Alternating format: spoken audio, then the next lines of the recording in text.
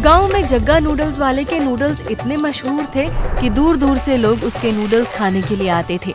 जग्गा का काम इतना जोरों पर था कि जग्गा ने अपने काम में हाथ बटाने के लिए 2 आदमी रखे थे। अरे ये जग्गा सेठ कितना काम करवाता है, ऊपर से तनख्वाह भी नहीं बढ़ाता। कोई बात नहीं, एक दिन तो इससे अपना हिसाब चुकता कर ही लूंगा।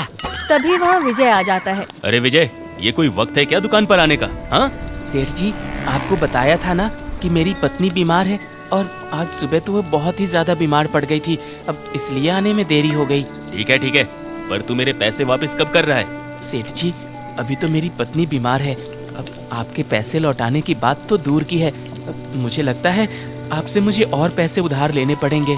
मैं वो सब कुछ नहीं जानता विजय, कल से तुझे समय पर दुकान पर आना होगा और जल्द से जल्द मेरे पैसे मुझे वापस लौटा दे, वरना मैं तुझे दुकान से निकाल दूंगा। हाँ। जग्गा सेठ की ऐसी बातें सुन विजय उदास मन से काम पर लग जाता है। कुछ ही देर में वहाँ विजय की पड़ोसन दिया भाभी आ जाती है। अरे विजय, तुम यहाँ हो और तुम्हारी पत्नी की तबीयत बहुत खराब हो चुकी है, तुम जल्दी घर जाओ। अरे लगता है मुझे घर जाना ही होगा। सेठ जी, आप कहें तो मैं घर जाऊँ? हाँ ठीक है, तू घर चला जा। जग्गा के इतना कहते ही विजय अपने घर की ओर दौड़ पड़ता है।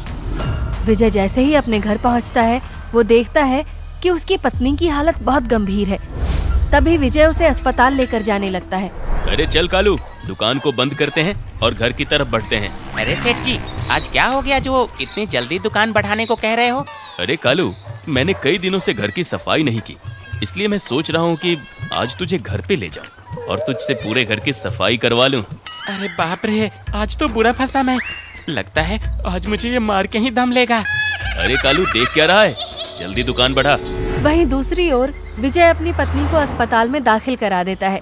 तभी डॉक्टर विजय से बात करते हुए बोलता है, विजय, तुम्हारी पत्नी का ऑपरेशन करना होगा। ऑपरेशन के बाद ही तुम्हारी पत्नी की सांस की परेशानी खत्म होगी। लेकिन डॉक्टर साहब, ऑपरेशन में कितने पैसे लगेंगे? देखो विजय, ऑपरेशन में पूरे 5 लाख रुपए लगेंगे। डॉक्टर की ये बात सुनकर विजय बहुत घबरा जाता है। और तुम्हें जल्द से जल्द पैसे जमा करवाने होंगे विजय, वरना तुम्हारी पत्नी का ऑपरेशन नहीं हो पाएगा। नहीं डॉक्टर साहब, आप चिंता मत कीजिए, मैं पैसों का जुगाड़ कर लूंगा, बस आप जल्द से जल्द ऑपरेशन की तैयारी कीजिए। तुम्हारे पास सिर्फ 24 घंटे का समय है विजय, ऑपरेशन कल होगा, इसलिए तुम कल तक पैसों का बंदोबस्त कर लेना। अरे ये सेठ दिखने से तो अनपढ़ लगता है, पर ना जाने इसके घर में इतनी किताबें क्या कर रही हैं। तभी कालू को विजय की आवाज सुनाई पड़ती है। सेठ जी, आप कहाँ हैं? जल्दी बाहर आइए, बड़ी मुसीबत आ गई है। अरे क्या हुआ विजय, क्यों चिल्ला रहा है? सेठ जी, अब आपको क्या बताऊं, डॉक्टर ने सुशीला के ऑपरेशन के लिए 5 लाख रुपए मांगे हैं। क्या आप मेरी मदद कर सकते हैं? आपका बहुत भला होगा सेठ जी। विजय, अभी तक तूने मेरे पहले उधार के पैसे वापस नहीं दिए और तू चाहता है मैं तुझे 5 लाख रुपए दे दूं? और तूने क्या मुझे मूर्ख समझा है? हाँ, 5,000 तू चुका नहीं पा रहा है और 5 लाख की बात करता है? निकल इधर से। सेठ जी, मैं मेहनत करके आपके सारे पैसे चुका दूंगा, कृपा करके आप मेरी मदद कीजिए। अरे तू यहाँ से जाता है या तुझे धक्के मार के इस गांव से निकालूं? सेठ की ऐसी बातें सुन विजय निराश होकर वहाँ से चला जाता है। अरे अब कालू, तू क्या मेरा मुंह देख रहा है? चल जल्दी झाड़ू उठा और पंखे की सफाई में लग जा। हाँ, मैं तो बोतल से निकला हुआ जिन हूँ ना कि पूरी घर की सफाई एक दिन में ही कर दूंगा। मौका मिलने दे सेठ, एक दिन कालू क्या चीज है तुझे दिखाऊंगा जरूर। किताबों की सफाई करते करते कालू को नागतंत्र की एक किताब दिखाई पड़ती है और कालू उसे खोलकर पढ़ने लगता है। अरे वाह, ये किताब तो काफी रहस्यमयी लगती है, एक बार इसे पढ़कर देखता हूँ। कालू काफी समय तक वो किताब पढ़ता रहता है। अरे वाह, यही सही वक्त है अपनी किस्मत को आजमाने का। पर मैं किसी भी तरह की मुसीबत मोल नहीं लूंगा, जो भी इस किताब में लिखा है ऐसा करता हूँ, पहले सेठ पर ही आजमा के देखता हूँ। हाँ, यही सही रहेगा। तभी कालू भागता हुआ सेठ के पास जाता है। अरे सेठ जी, आज के बाद हमारी किस्मत बदल जाएगी और आपको नूडल्स बेचने की भी जरूरत नहीं पड़ेगी। अरे कालू, क्या बकता जा रहा है? काम पूरा हुआ या नहीं? ये सब सुनने के लिए मेरे पास वक्त नहीं है। अरे सेठ जी, आप एक बार सुनकर तो देखो। आपकी इन किताबों में से मुझे एक नागतंत्र की किताब मिली है और इसमें लिखा है कि हमारे गांव के बाहर जो बरगद का बड़ा वृक्ष है ना, वहाँ पर खजाना गड़ा हुआ है परंतु जो भी उस खजाने को खोदने जाएगा वहाँ पर एक नागगण आकर उसे मार डालेगा। अरे तो इसमें इतना खुश क्यों हो रहा है तू? क्या मरने जा रहा है वहाँ? हैं? अबे कालू, पंखे साफ करके जाना मरने, समझा? अरे नहीं सेठ जी, आप पूरी बात तो मुझे बताने दो। इस किताब में उस नागगण से बचने का इसमें उपाय भी लिखा हुआ है। यहाँ लिखा हुआ है कि अगर उस बरगद के वृक्ष पर कोई सफेद कपड़ा बांध दे तो उस नागगण से बचा जा सकता है। पर नागतंत्र की किताब में ऐसा लिखा हुआ है कि वो नागगण किसी को वहाँ पर सफेद कपड़ा बांधने नहीं देते। अरे तो मेरा सर क्यों खा रहा है? कालू, पहले सोच, उस बरगद के पेड़ पर सफेद कपड़ा कैसे बांधा जाए? अरे सेठ जी, आप मेरे होते चिंता क्यों करते हो? मैं उस बरगद के पेड़ पर सफेद कपड़ा बांध आऊंगा। अरे वाह, तू इतना साहसी है, मुझे पता नहीं था कालू, तू मेरे लिए इतना कुछ करेगा। सेठ, अभी तू देखता जा क्या होगा। जब नागों की पूरी टीम तुझे खेतों में दौड़ाएगी ना, तब पता चलेगा कालू क्या चीज है। लेकिन सेठ जी, ये बहुत जोखिम का काम है। अब मैं ये काम मुफ्त में नहीं करूंगा। मुझे पूरे 20 लाख रुपए चाहिए इस काम के। 20 लाख तो नहीं, अगर तू बोले तो 20 लाख जरूर दे सकता हूँ तुझे। सुबह सुबह कुछ खा के आया है क्या? कभी जिंदगी में एक साथ 1 लाख रुपए भी देखे हैं? चल अब निकल इधर से। अरे सेठ जी, आप मेरा विश्वास करो। एक बार वो खजाना आपके हाथ लग गया ना, तो क्या 20 लाख, आप तो अरबपति बन जाएंगे, अरबपति। गांव के सबसे रईस आदमी, और सरपंच भी आपको सलाम ठोकेगा। चल तेरी बात एक बार मान भी लूं, तो कालू इतने पैसे मैं तुझे कहाँ से ला कर दूंगा? जैसी आपकी मर्जी है सेठ जी, देख लीजिए। सस्ते का सौदा है अरबपति बनने का, लेकिन अब किसी को बनना ही नहीं है तो मैं क्या ही कर सकता हूँ। लेकिन एक बार फिर से बोल देता हूँ, अगर कभी आपका मन बदला और अगर आपको खजाना चाहिए तो आपको मुझे पूरे 20 लाख रुपए देने होंगे। मुझे कहीं न कहीं से 20 लाख रुपए का बंदोबस्त करना पड़ेगा, तभी वो खजाना मेरे हाथ लगेगा। इस कालू का कोई भरोसा नहीं, क्या पता ये किसी और से सौदा कर ले अपनी जान का। ठीक है कालू, तू कुछ देर यहीं रुक, मैं सरपंच के यहाँ से अपना घर गिरवी रखकर तुझे 20 लाख रुपए दे देता हूँ। सभी रिश्तेदारों ने भी पैसे देने से मना कर दिया है और सेठ जी ने भी पैसे देने से मना कर दिया है। अब मैं क्या करूं आखिर?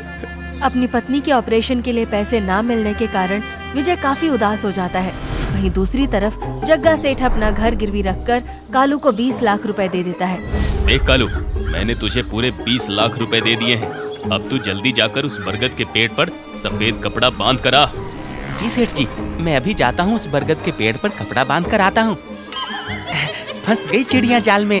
अरे सेठ, अब तो मैं जा रहा हूँ, पर कभी वापस नहीं आऊंगा। हाँ, और तेरे 20 लाख रुपए भी कभी वापस नहीं करूंगा। अब कल्लू हुआ गांव से फरार। तभी कालू वहाँ से चला जाता है। अरे, ये कालू का बच्चा अभी तक वापस क्यों नहीं आया? कहीं ये भाग तो नहीं गया? आखिर मैं क्या करूं? सेठ सारी रात चिंतित रहता है और कालू के बारे में सोचता रहता है। अरे जग्गा भाई, प्रणाम। सुबह सुबह किसका इंतजार कर रहे हो अपने घर के बाहर? अरे कुछ नहीं किशोर, बस कालू का इंतजार कर रहा था। उससे कुछ काम है।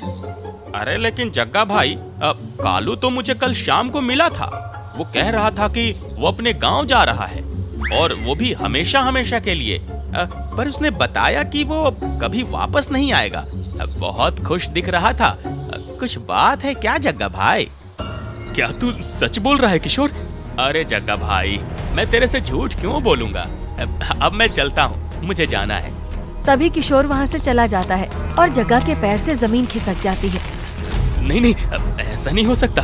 कालू अगर मेरे पैसे लेकर भाग गया ना, और मैंने अगर सरपंच के पैसे वापस नहीं लौटा पाए, तो वो मेरा घर मुझसे छीन लेगा। आखिर अब मैं करूँ तो क्या करूँ? तभी जग्गा देखता है कि सामने से विजय आ रहा है। अरे वाह, ये बकरा तो सामने से चला आ रहा है। इसी को जाल में फंसाता हूँ। सेठ जी, अच्छा हुआ बाहर ही मिल गए। मैं आपके पास ही आने वाला था। विजय, मैं भी जानता हूँ कि मैंने कल तुझसे ज्यादा ही गुस्से में बात कर ली थी। अब मुझे इस बात का बहुत पछतावा है, परंतु अब मैं तेरी मदद जरूर करूंगा। क्या सच में सेठ जी आप मेरी मदद करेंगे? हाँ हाँ विजय, परंतु तुझे मेरा एक काम करना होगा। गांव के बाहर वो जो बड़ा सा बरगद का पेड़ है ना, तुझे उस पेड़ पर सफेद कपड़ा बांधना होगा। फिर मैं तेरी पत्नी के इलाज का सारा पैसा दे दूंगा। लेकिन सेठ जी, आप ऐसा काम क्यों करवा रहे हैं मुझसे? अरे विजय, तुझे अपनी पत्नी का इलाज करवाना है ना, इसलिए चुपचाप उस बरगद के पेड़ पर कपड़ा बांध कर आ। ठीक है सेठ जी, मैं अभी जाता हूँ। तभी विजय उस बरगद के पेड़ के पास चला जाता है और जैसे ही वो कपड़ा बांधने लगता है तभी वहाँ नागगण आ जाता है। तुम्हारी इतनी हिम्मत कि तुम इस पेड़ पर सफेद कपड़ा बांधने चले आए? नागगण को देखकर विजय काफी डर जाता है। देखिए, मैं यहाँ कुछ गलत करने नहीं आया हूँ। मेरी पत्नी बहुत बीमार है और मुझे उसे बचाने के लिए पैसों की सख्त जरूरत है। मुझे मेरे सेठ ने यहाँ भेजा है और मुझे कहा है कि अगर मैं यहाँ पर सफेद कपड़ा बांध दूंगा तो मेरे सेठ मेरी पत्नी के इलाज के लिए मुझे पैसे देंगे। हाँ। अच्छा, तो ऐसी बात है। तभी नागगण अपनी आंखें बंद कर लेता है और ध्यान करता है और विजय की पूरी जीवन गाथा को जान लेता है। विजय, तुम बिल्कुल सही कह रहे हो, परंतु तुम नहीं जानते कि तुम्हारे सेठ ने तुम्हें यहाँ क्यों भेजा है। अब तुम्हें मैं सारी सच्चाई बताता हूँ। आखिर कैसी सच्चाई? तभी नागगण विजय को सारी सच्चाई बता देता है। यहाँ लालच से जो भी सफेद कपड़ा बांधने आता है वो अपनी जान से हाथ धो बैठता है। हम नाग उसे जिंदा नहीं छोड़ते, क्योंकि ये खजाना हमारी अमानत है जिसकी हम कई सालों से हिफाजत कर रहे हैं। अच्छा, तो ऐसी बात है। वो सेठ मुझसे यहाँ कपड़ा बंधवा कर यहाँ का खजाना हड़पना चाहता है। लेकिन तुम चिंता मत करो विजय, तुम यहाँ से खजाना ले जाओ और जल्द से जल्द अपनी पत्नी का इलाज कराओ। क्या क्या सच में ये खजाना मैं ले जा सकता हूँ? हाँ विजय, जल्दी यहाँ से मिट्टी खोदकर वो खजाना निकाल लो और उसमें से कुछ हीरों को बेचकर अपनी पत्नी का इलाज करवा लो और यहाँ से कोसों दूर तुम नया घर खरीद लेना और अपनी पत्नी के साथ खुशी खुशी अपना जीवन व्यतीत करना।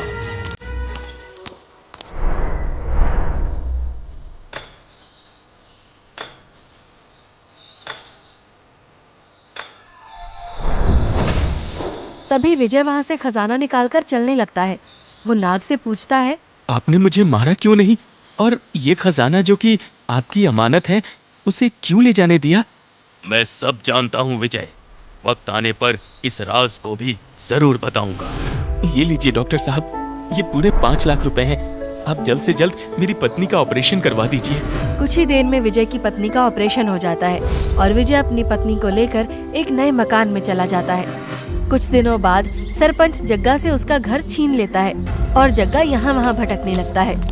कुछ दिनों बाद जग्गा को दर दर भटकते हुए उसे उसके गांव का एक आदमी मिलता है। अरे सेठ जी, आप तो गांव से लापता ही हो गए हैं। आपकी नूडल्स खाने ही नहीं मिलती। अब अपनी दुकान बंद कर दी क्या, या कोई नया धंधा चालू किया है? अरे नहीं घनश्याम, सब समय का खेल है। क्या बताऊं, कभी फुर्सत में बताऊंगा। अच्छा सेठ जी, अरे परसों मेरे भाई की शादी थी तो उसी सिलसिले में उसके गांव गया था। अरे भाई, वो विजय तो बड़ा आदमी बन गया है जो आपकी दुकान पे काम करता था। क्या बड़ा घर बनाया है उसने गांव में, उसके तो दिन ही बदल गए हैं सेठ जी। क्या वो उस गांव में रह रहा है? हाँ? अरे भाई, अब तू मुझे उसका पता बता दे, बहुत मेहरबानी होगी। जग्गा को मालूम हो जाता है कि विजय कहाँ पर रहता है। इसी कारण जग्गा सोचता है कि वो विजय और उसकी पत्नी को मार डालेगा और उनका खजाना लेकर अमीर हो जाएगा। मैंने तो इस विजय को सफेद कपड़ा बांधने के लिए भेजा था, पर मुझे क्या मालूम था ये वहाँ से खजाना ही ले जाएगा। लेकिन अब मैं इसे छोड़ूंगा नहीं। आज रात मैं इसको और इसकी पत्नी को मार डालूंगा। तभी रात होते ही जग्गा खिड़की से विजय के घर में तलवार लेकर घुस जाता है। आज तो मैं इन दोनों को छोड़ूंगा नहीं। अरे आखिरकार ये कैसी आवाज थी? तुम चिंता मत करो, मैं जाकर देखता हूँ। जैसे ही विजय अपने कमरे से वापस आता है, वो देखता है कि वहाँ जग्गा सेठ हाथ में तलवार लिए उसके सामने खड़ा था। जग्गा सेठ, तुम यहाँ? जग्गा नहीं, आज मैं तेरी मृत्यु बनकर आया हूँ। आज मैं तुझे मारकर सारा खजाना ले जाऊंगा। अच्छा, तो तेरी खजाने की लालच ने तुझे इतना अंधा बना दिया है कि तू इस हद तक आ चुका है। जैसे ही जग्गा विजय को मारने लगता है, तभी वहाँ नागगण आ जाता है। तेरा अत्याचार अब खत्म हुआ। तभी नाग की आंखों से लाल रोशनी निकलती है और जग्गा को लग जाती है और जग्गा वहीं भस्म हो जाता है। कोई मुझे बचाओ! आपका एक बार फिर से बहुत बहुत शुक्रिया, पर आप मेरे लिए ये सब क्यों कर रहे हैं? विजय, तुम एक सच्चे इंसान हो और ये सब जो भी तुम कर रहे थे वो अपनी पत्नी के लिए कर रहे थे, जो कि खुद एक बहुत बड़ा काम है। आज मैं तुम्हें एक और बात बता रहा हूँ। तुम्हारी पत्नी पिछले जन्म में हमारे नागलोक की रानी थी, इसलिए हम तुम्हारी इतनी सहायता कर रहे हैं। दूसरा तुम्हारे जगह कोई और होता तो अपनी पत्नी को बचाने का इतना प्रयास कभी ना करता, लेकिन तुमने हर मुमकिन प्रयास किया, इसलिए हम तुमसे काफी प्रसन्न हैं। इसमें मेरा कोई योगदान नहीं है विजय। अच्छे लोगों की हमेशा जीत होती है। मैं तो केवल एक माध्यम हूँ और आज के बाद कोई भी तुम्हें तंग नहीं करेगा। तुम खुशी खुशी अपना जीवन व्यतीत कर सकते हो। इतना कहकर नागगण वहाँ से चला जाता है और विजय खुशी खुशी अपनी पत्नी के साथ रहने लगता है।